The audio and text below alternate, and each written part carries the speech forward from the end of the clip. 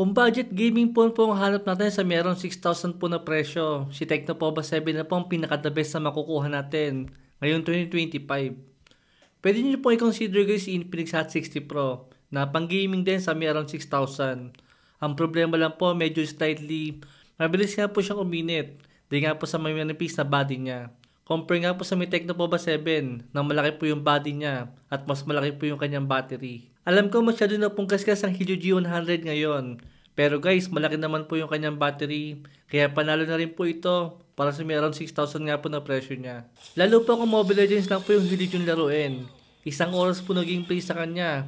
Hindi po pinagpawisan dito ang Tecno Pova 7. Dahil naging 36 degrees Celsius lang po yung temperature niya. Partida naka-mobile data pa yan. Kaya okay din po i-consider ang smartphone na to dahil nga po hindi siya malakas mag-init.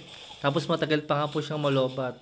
Dahil 10% lang po yung nabawas sa kanyang battery sa isang oras po na paglalaro sa may Mobile Legends. Habang naka-mobile data nga guys. Saka almost nakatodo rin po yung speaker natin. Ibig sabihin naabutin po ng kulang 10 hours bago po malobat yung kanyang battery. So may straight mobile data habang naglalaro nga po ng Mobile Legends. Diyan nga po sa may Tecno Pova 7. Grabe, sobrang tagal niyang malobat. Samahan pa nga po ng malaking display na merong 6.7 inches, na merong IPS LCD display, na merong 120Hz sa refresh rate, saka po 1080p resolution. Dito naman po sa may Honor of Kings, sa almost isang oras nga rin po ng gameplay sa kanya, 10% din po guys yung nabawas sa kanyang battery. At 36 degrees Celsius lang din po guys yung naging temperature niya. Ito po yung isa sa best example na mas maganda po talaga yung medyo makapal na smartphone compare nga po sa mas manipis. Dahil mas nare-distribute po ng mas mabilis yung heat po ng mismong smartphone natin pagka nga po naglalaro ng mga games. Kaya hindi po siya sobrang umiinit. Compare po sa manipis sa smartphone na natatrap po sa mismong smartphone yung kanyang heat sa manipis sa body niya. Kaya po siya mabilis mag-init. Kaya maganda po talaga nga recommend ng Tecno Pova 7 sa mga gusto po ng budget phone na mayroong magandang performance din kahit papano. Saka maganda rin po i-consider to ng mga rider natin dyan. Para nga po hindi agad malobat yung smartphone natin sa maghapon na pagde-deliver. Dahil nga po sa napakalaking battery, and yet decent din po na performance. Actually, 7,000 nga po yung SRP ng 8128 na version. Then 8,000 naman po yung SRP ng 8256. Pero kung sa may online nga po tayo bibili, makukuha lang po natin ng around 5,000 pesos yung 8128. Tapos around 6,000 pesos naman yung 8256.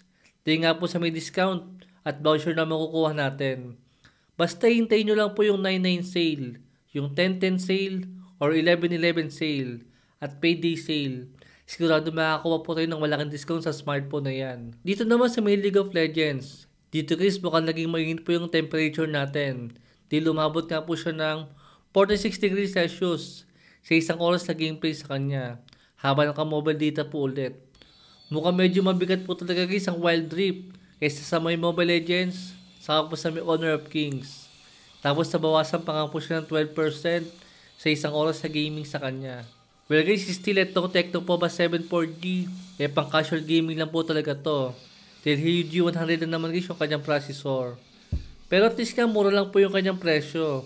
Compare sa ibang smartphone na merong G81 or Unisoc po na processor.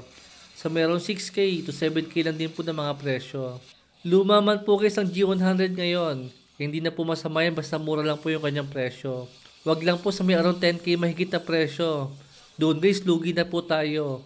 Kung G100 po yung processor ng smartphone na makukuha natin. Balita ko binalabas din po ng Poco M7 na merong 7,000 mAh battery. Sa meron 5K to 7K po na presyo. Uunahan ko na po kayo guys. Still mas panalo po ang Tecno Pova 7 compare po dyan sa may bagong smartphone ni Poco. Dahil yung Snapdragon 685 po ni Poco, still mas malakas pa rin po ang G100 compare po sa may Snapdragon na yan. Pero tingnan po rin po natin sa may full review po ng Poco M7 kung ano ba yung mas maganda sa kanya na wala nga po sa iba. Yun lang guys yung mabilis na gaming test natin sa kanya at yung battery train test natin. Balik na lang po yung video natin. Thanks for watching.